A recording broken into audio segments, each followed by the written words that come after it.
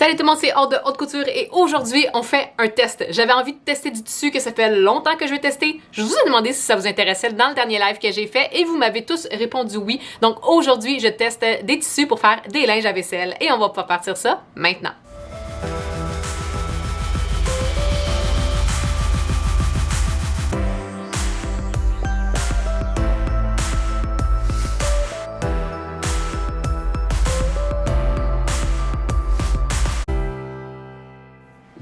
À mon dernier magasinage chez Couture Gemma, j'ai demandé s'il y avait des tissus à linge à vaisselle et elle m'a donné le tissu gaufré, un tissu qui a été maintes fois utilisé, qu'elle m'a dit, par ses couturières, par les dames qui sont allées magasiner là et qui ont fait elles-mêmes des linges à vaisselle. Ça a été testé, ça a été approuvé, mais j'avais envie moi-même d'en coudre aujourd'hui.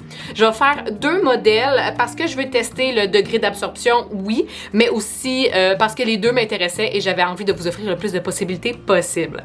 Je fais donc un premier qui va être un linge à vaisselle à suspendre et un autre qui est un linge à vaisselle double. Très simple, mais elle m'a dit, Alexandra qui travaille là-bas, que le linge double, que le linge à vaisselle double gaufré peut quand même être intéressant si on veut avoir quelque chose d'encore plus absorbant. Donc, c'est ce que je teste aujourd'hui. Je vais probablement, éventuellement, là, pendant un sprint avec le club de couture, me faire un troisième modèle, simple épaisseur, seulement rentrer, retourner, piquer mes barres pour faire ma finition, éventuellement, parce que je veux vraiment pousser le test à la limite. J'ai donc acheté un demi-mètre de deux sortes de tissus, un à motif et un sans, non seulement sans couleur, mais sans teinture. Donc, c'est du coton tout naturel. Et il me reste quand même des retailles intéressantes de cette couleur-là, du moins la non-couleur, le naturel. Donc, je vais pouvoir faire, étant donné que c'est très absorbant, que ce soit des lingettes démaquillantes ou encore des serviettes sanitaires réutilisables, je vais pouvoir utiliser sans problème. Lui, à motif, était 2 $ de plus le mètre. Il était un petit peu plus dispendieux, mais il est vraiment beau. Ça vaut vraiment la peine. Et Alexandra m'a même suggéré qu'avec ce tissu-là, ça peut être chouette de faire des petits peignoirs. Et là encore, j'avais envie de me faire une coquette. Donc, peut-être qu'éventuellement, avec le patron de la petite armoire, la coquette, je vais aller me racheter. Il y en avait aussi du vert forêt qui était super beau et je vais pouvoir me faire un peignoir. Mais là, aujourd'hui, je m'éloigne du sujet. On fait des linges à vaisselle. Donc, on va avoir besoin, oui, du tissu pour faire les linges à vaisselle. Donc, j'ai nommé le gaufré. Je vais laisser les liens vers les tissus dans la boîte de description juste en dessous du vidéo. N'oubliez pas que vous pouvez appliquer le code AUDE10 sur les achats de tissus. Vous allez avoir un 10% de rabais, ce qui peut être intéressant pour les projets d'aujourd'hui. Vous allez pouvoir également utiliser de la cotonnade pour celui qui est suspendu, étant donné que dans le haut, la sangle et le haut du linge à vaisselle va être fait en cotonnade. Pour fil et aiguille, rien de plus simple, on va utiliser une aiguille universelle 92 et du fil de polyester ou de coton. Étant donné qu'on travaille simplement avec des fibres de coton aujourd'hui, on pourrait utiliser du fil de coton, mais c'est rien d'obligé, étant donné qu'on va pas mettre ça dans le four à micro-ondes. Donc, sans plus tarder, on va pouvoir aller s'installer. Avant, par exemple, juste un petit quelque chose, ma sangle que j'ai coupée est quand même grande, est quand même épaisse.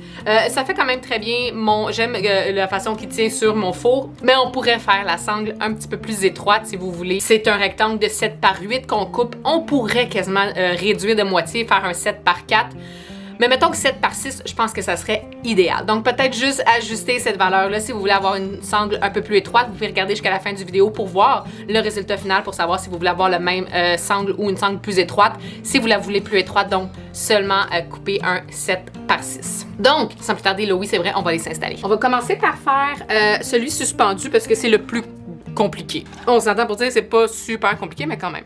J'ai mon premier morceau de mon tissu gaufré qui est une pièce de 20 par 17. J'ai également mes autres pièces de couper. La première qui est de 7 par 14 et la sangle qui, elle, est de 7 par 8. La sangle va aller par-dessus celle-là ici. Pour commencer la confection, on va venir presser. Je vais venir me presser sauf dans le haut, fait côté et dans le bas. Je vais venir rentrer et retourner. Et je rentre de 1/4 et je retourne de 1/4. Et là, dans mon tissu gaufré, les carrés correspondent à 1/4. Fait que quand je me retourne, je vais avoir 2 carrés. Je vais me retourner, je vais avoir 2 autres carrés de retourner. Et je vais me presser comme ça tout le tour. Et au coin, on va venir faire notre petite technique pour pouvoir faire nos coins parfaits. Naturellement, si vous voulez tout simplement venir vous retourner, presser, retourner, presser et juste coudre comme ça, vous pouvez le faire aussi, mais sinon on peut faire la technique des beaux coins. Fait que je vais aller à mon fer à repasser tout de suite et presser ça.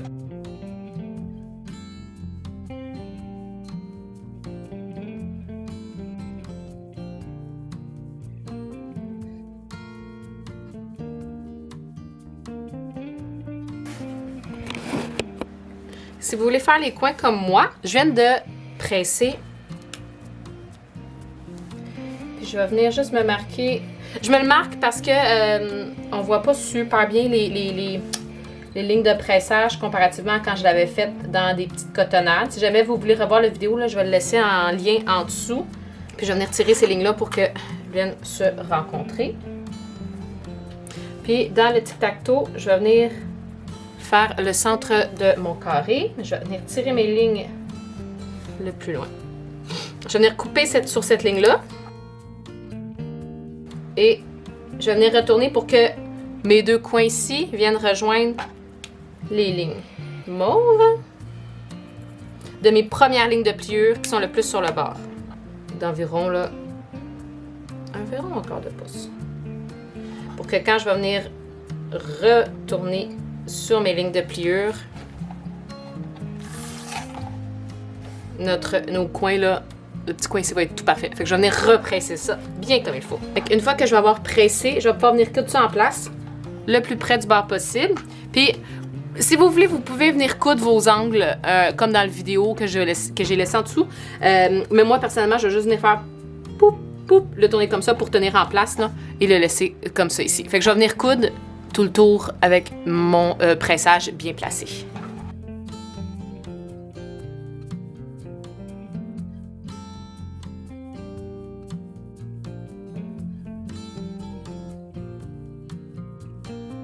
Une fois qu'on va avoir fait notre barre tout le tour, sauf dans le haut, bien évidemment, on va pouvoir venir placer notre pli. La première chose que je vais faire, c'est de trouver mon centre.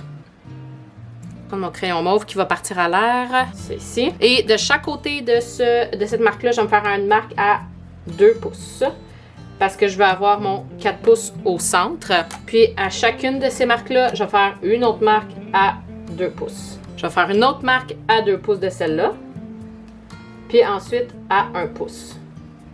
2 pouces et 1 pouce. Fait que j'ai ma marque au centre, je me suis fait un cran à 2 pouces. Encore à 2 pouces, encore à 2 pouces et une autre fois à 1 pouce.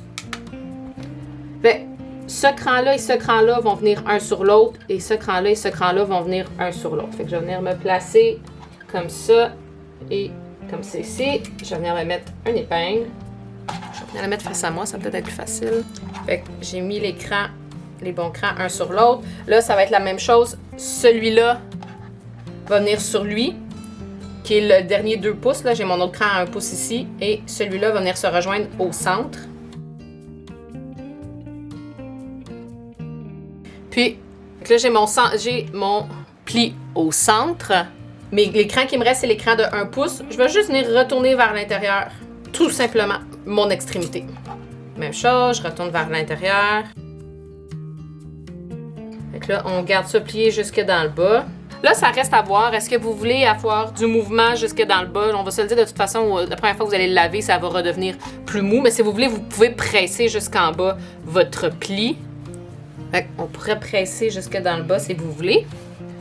Dans le haut, je vais venir coudre pour maintenir tout ça en place.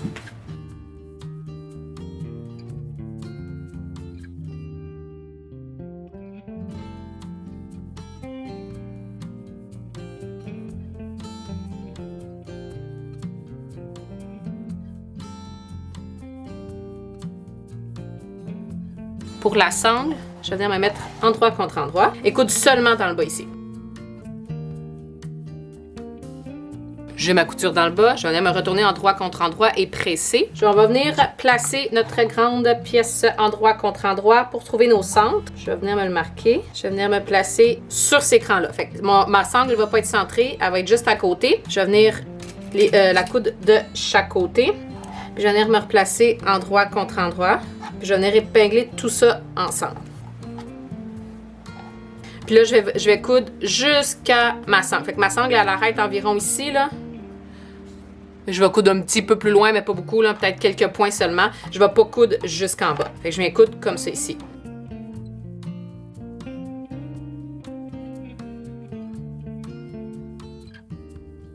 Fait que je vais venir, ce qui n'est pas cousu, juste soulever un petit peu. Fait que dans le bas ici, je vais venir placer ma serviette. Puis je mets mon envers sur la partie où est-ce que j'ai placé ma sangle. Puis Puis je vais avoir mes valeurs de couture de chaque côté.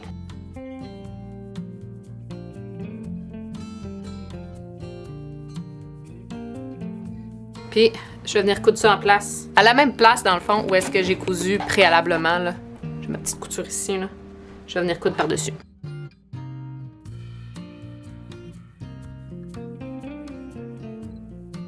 Une fois que c'est cousu, je vais venir prendre l'extrémité de mon linge à vaisselle. Puis je vais venir rouler. Puis je vais venir me placer là, avec le petit burrito, ma pièce de cotonnade, endroit contre endroit. Puis je vais venir coudre là, à la même place que je viens de coudre. Si vous avez de la difficulté, là, on est trop coincé peut-être, là, on peut juste sortir un peu là, qu'est-ce qu'on avait roulé pour avoir plus d'espace. Fait que je m'en viens coudre sur cette ligne-là.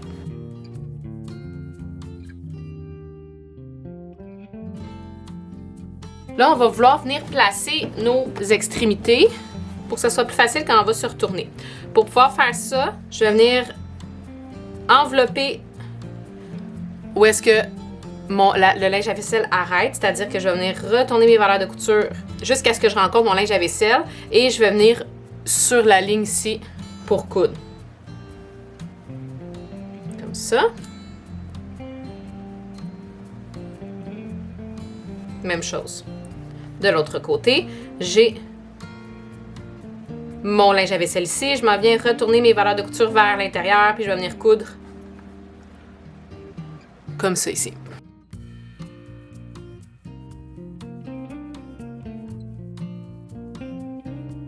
Une fois que j'ai mis mes valeurs de couture comme ça, je vais pouvoir retourner complètement. Je vais sortir par le trou le linge à vaisselle et retourner le haut. Je vais garder mes valeurs de couture sur l'intérieur et je vais venir presser. Je vais venir m'épingler mes valeurs de couture. Puis je vais venir coudre. Je vais venir faire une surpiqûre tout le tour. Bien sûr, je vais venir faire attention quand je vais arriver avec la sangle. Il va falloir que je la tasse pour être capable de la faire. Puis, juste pour être capable, là, je vais me mettre sur l'endroit. Fait que je vais venir mettre ma sangle de l'autre bord, même si théoriquement elle va être de l'autre côté. Mais ça va être plus beau si je fais ma surpiqûre en regardant mon endroit.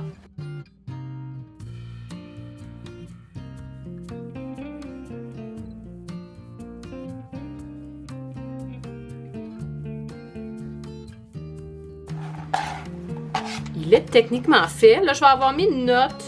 Je vais avoir dit aussi dans l'intro, vous pouvez faire la sangle plus étroite. La mienne, elle va être trop longue, mais c'est pas grave. Là, dans mes prochains, je vais pas la modifier, puis en même temps, ça change pas grand-chose.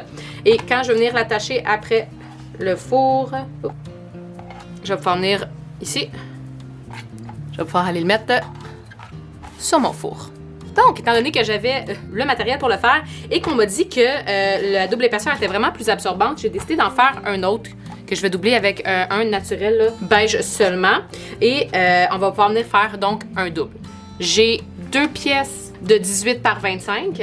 Pour la sangle, j'ai un 2 pouces par 5. Fait que je me coupe un 2 pouces parce que je vais vouloir rentrer de 1,5, rentrer de 1,5 et me retourner. Et je vais venir le coudre comme ça. Je vais venir le presser avant, je pense que ça va être plus simple. Et ensuite, je vais venir le coudre. Fait que j'ai plié pour faire un peu comme un billet. Je viens plier ça ici. Je me suis retournée et j'ai pressé. Je vais les coudre comme ça. Je vais venir prendre une de mes 2 épaisseurs. Moi, je vais prendre, si vous avez les deux la même couleur, le même tissu, c'est pas bien grave, mais moi, je vais prendre mon beau tissu et au centre d'un de mes petits côtés, je vais venir placer la sangle. Avec la sangle au milieu, je vais venir me retourner comme ça ici, puis me placer contre le centre juste ici. Quand on va venir coudre l'autre, ça va venir se placer comme ça ici. Vous pouvez soit venir le coudre en place tout de suite, ou bien, je vais venir me... Si vous voulez, là, on peut tout simplement venir se mettre endroit contre endroit. Je vais venir m'épingler tout le tour. Je vais venir coudre tout le tour à 1/2 pouce. Je vais me laisser une petite ouverture, peu importe où. Moi, je vais venir la laisser dans le bas, puis je vais me laisser une ouverture là, de peut-être entre 4 et 5 pouces dans le bas.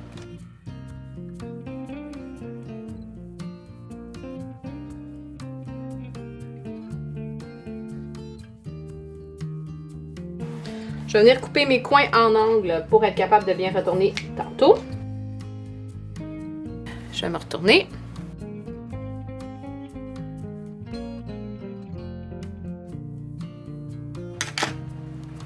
On va pouvoir aller se presser si vous voulez, puis ensuite je vais venir faire une surpiqûre tout le tour. Et cette surpiqûre-là va venir m'aider à fermer dans le bas.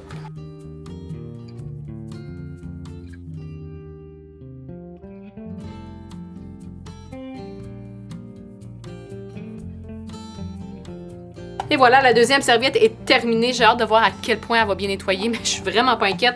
Si vous voulez que les deux épaisseurs tiennent bien ensemble, on pourrait faire un genre de matelassé et les coudes, mais je pense pas que ça va être un problème en tant que tel. J'ai vraiment hâte de l'essayer. J'ai vraiment l'impression que ça va super bien absorber et les deux vont être un ajout vraiment intéressant à ma cuisine.